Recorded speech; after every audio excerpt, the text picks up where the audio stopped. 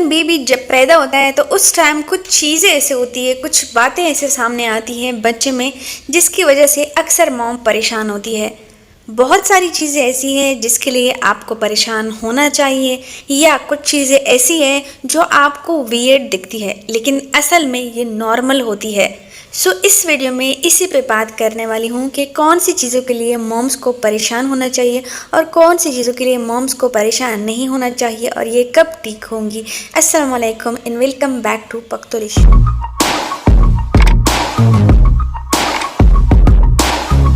Friends, 6 ऐसे behaviours है, 6 ऐसी चीज़ें हैं जिसकी वजह से मॉम अक्सर परेशान होती है।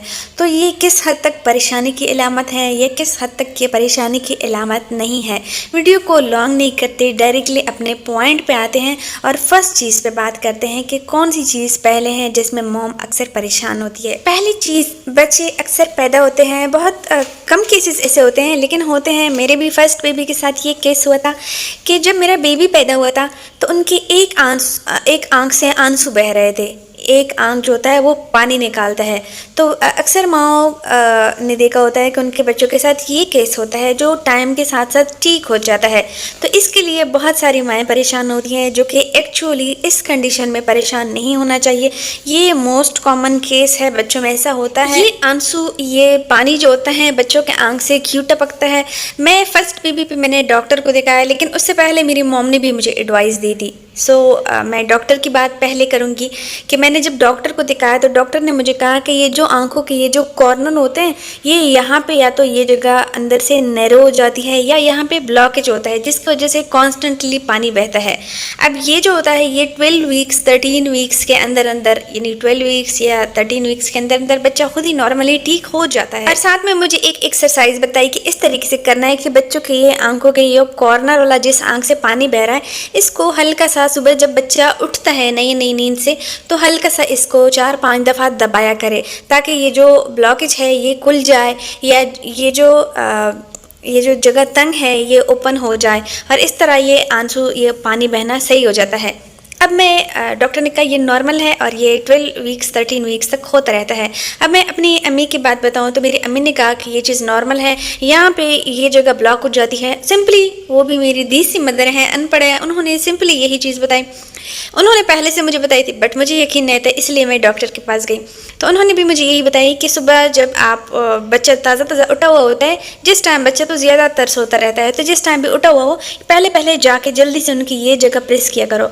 मैं डॉक्टर की बात पे हल्का हल्का सा प्रेस करती थी क्योंकि मैं समझती थी बच्चा बहुत ज़्यादा नाजुक होता है तो ज़्यादा प्रेस नहीं करना चाहिए। मेरा बच्चा था, मैं सॉफ्टली प्रेस करती थी। बट एक दिन मैं कहीं बाहर गई थी, मेरा तकरीबन 25वां डे था जब बच्चा पैदा हुआ था। तो बीबी को मैंने अम्मी के घर भिजवा दिया था। मेरे अम्मी का घर करीब था मेरे इन लॉज के घर के, तो मैंने अम्मी के घर भिजवा दिया था। जब वापस आया बच्चे को, जब अम्मी ने भिजवाया, शाम के टाइम आया आगे तो बेबी ठीक ठाक था। मैंने कहा ये क्या हुआ है। अम्मी ने कहा कि मैंने थोड़ा सा प्रेस किया है। मतलब उनका तो नवासा था के पोता था, क्या था, मेरा तो बच्चा था, उन्होंने थोड़ा ज़ोर लगा के, मतलब इतना भी नहीं करना चाहिए कि आप फुल ज़ोर लगाए, मैं तो बहुत हल्के से हाथ रख दी थी, उन्होंने थोड़ा सा ज़ोर से प्रेस किया था और कह रही बच्चा ठीक उससे हो गया है। मैं नींद से उठने के बाद उनको थोड़ा सा ज़ोर लगा के प्रेस करती थी। इस तरीके से मेरा बच्चा तकरीबन, मेरा आई थिंक 25वां डे था जब मैं किसी काम से गई थी बाहर, तो ठीक हो गया था। इस तरीके से आप ये भी करें। इन केस ये परेशानी की बात तब होती है जब बच्चा, आपने सब कुछ ट्राई किया, बच्चा तब भी ठीक नहीं हुआ, बच्चे की आंखें रेड हो रही है, बहुत ज़्यादा स्वेलिंग हो रही है, तो तभी आप जाके डॉक्टर को दिखाएं क्योंकि इससे बच्चे की आई साइट जाने का भी खतरा हो सकता है। इस तरीके से कभी भी देर नहीं करनी चाहिए। 12-13 वीक्स तक देख के ठीक नहीं हुआ तो बच्चे के अगर यही लम्हात है, रेड हो रहा है, तो डॉक्टर को ज़रूर दिखाया करें। सेकेंड इंपॉर्टेंट चीज़, बेबी का वेट गेन नहीं हो रहा। बहुत सारी माएँ परेशान होती हैं, मेरा बच्चा 4 मंथ का है, वेट गेन नहीं हो रहा, मेरा बच्चा 5 मंथ का है, वेट गेन नहीं हो रहा। उनका मुँह निकला हुआ है, बच्चे के कभी मुंह निकला हुआ है, इस चीज़ से अंदाज़ा नहीं लगा, या फेस पतला लग रहा है, इससे अंदाज़ा नहीं लगाया कि बच्चे का वेट कम हो रहा है। तो पहले जब आपका बच्चा पैदा होता है, डॉक्टर मोस्ट कॉमन है, मोस्टली डॉक्टर चेक करते हैं कि आपके बच्चे का वेट कितना है।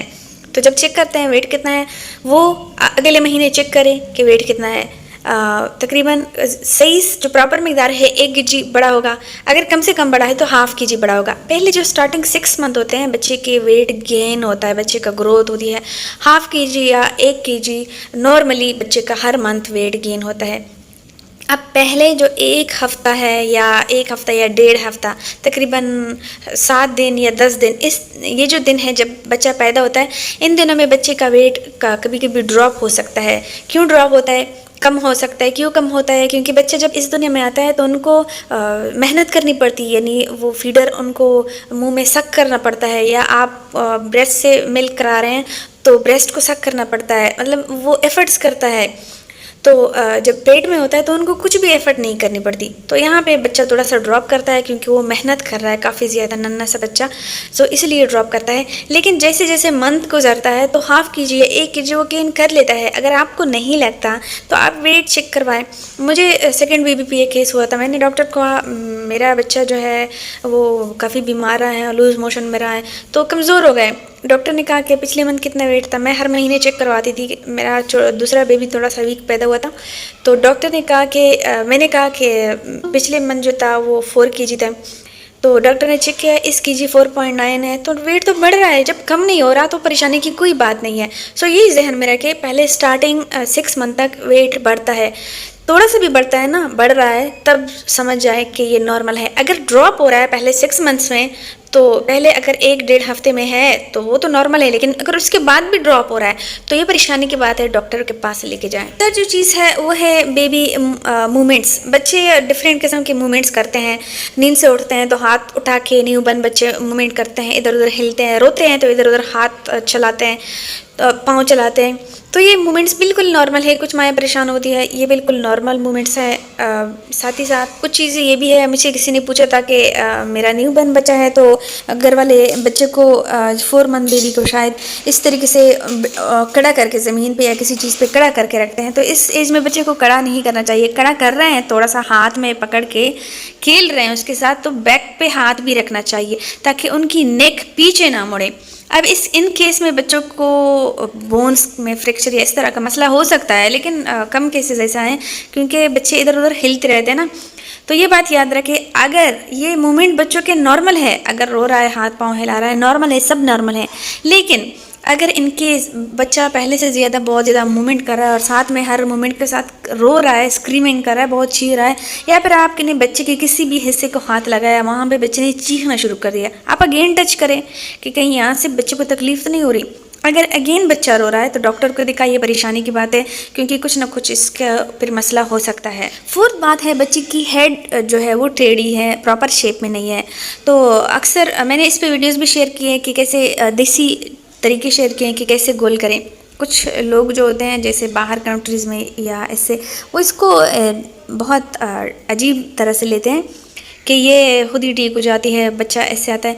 तो ये बच्चे की हेड जब डिस्टर्ब होती है, ख़राब आती है, तो किस वजह से आती है? या तो बच्चा यूट्रस के अंदर, बच्चा उल्टी साइड पे है, जिसकी वजह से बच्चे का सर चूँकि सॉफ्ट होता है, एक साइड पे अंदर चला गया है, दस गया है, या बच्चे को इंस्ट्रूमेंट से वैक्यूम वगैरह से पैदा किया गया है, जैसे बच्चे का सर लंबा हो जाता है, टेढ़ा मेढ़ा हो जाता है, या फिर बच्चा विजाइनल बर्थ से भी, क्योंकि जगह तंग होती है, बच्चे ने गुजरना होता है तो सर लंबा हो जाता है।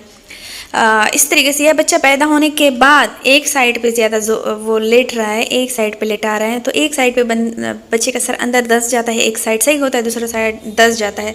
तो इन केस में baby head shape correction by पख्तोलिश आप चेक कर सकते हैं। वीडियो मैंने शेयर की है, baby head shape correction by पख्तोलिश।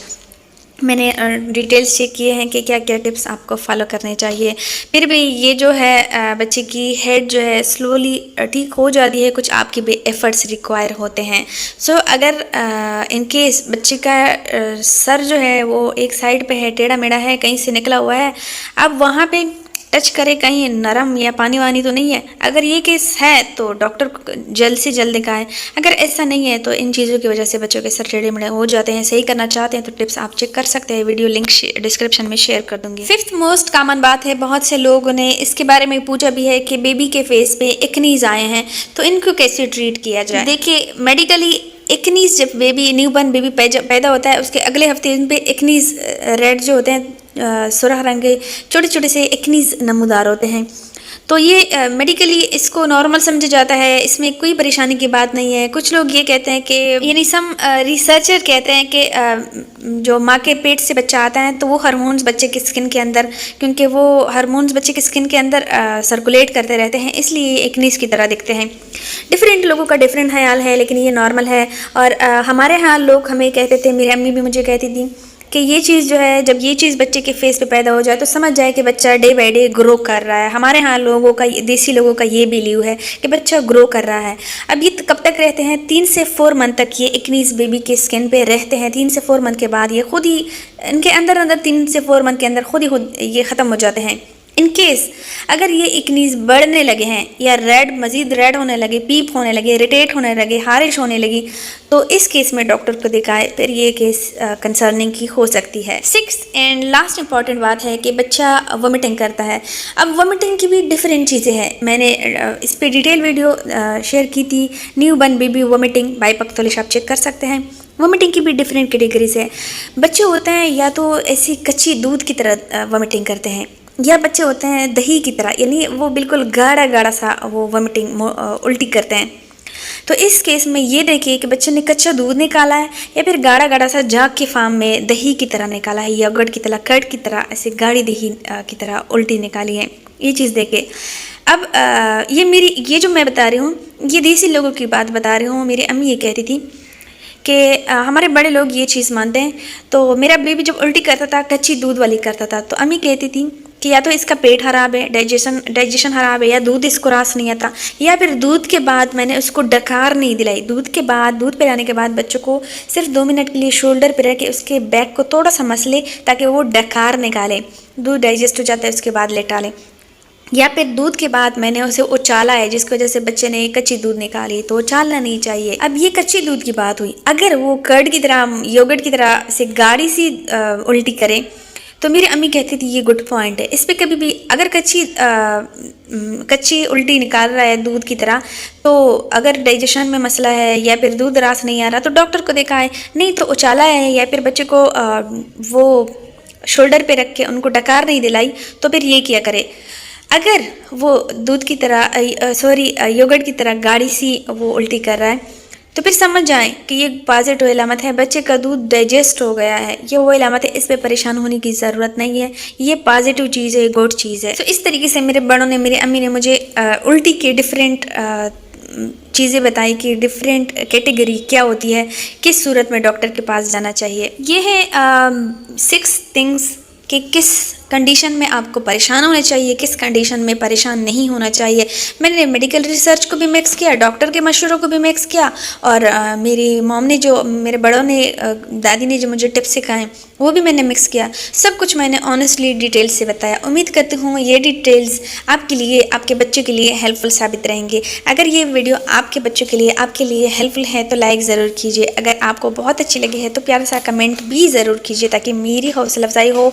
मुझे आपके अच्छे पॉजिटिव कमेंट से यकीनन बहुत खुशी मिलती है। लाइक ज़रूर कीजिए, चैनल को भी सब्सक्राइब कीजिए। इजाज़त चाहती हूँ। अपने बच्चों का बहुत सारा ख्याल रखिए, मुझे दुआ में याद रखिए। अल्लाह हाफिज़।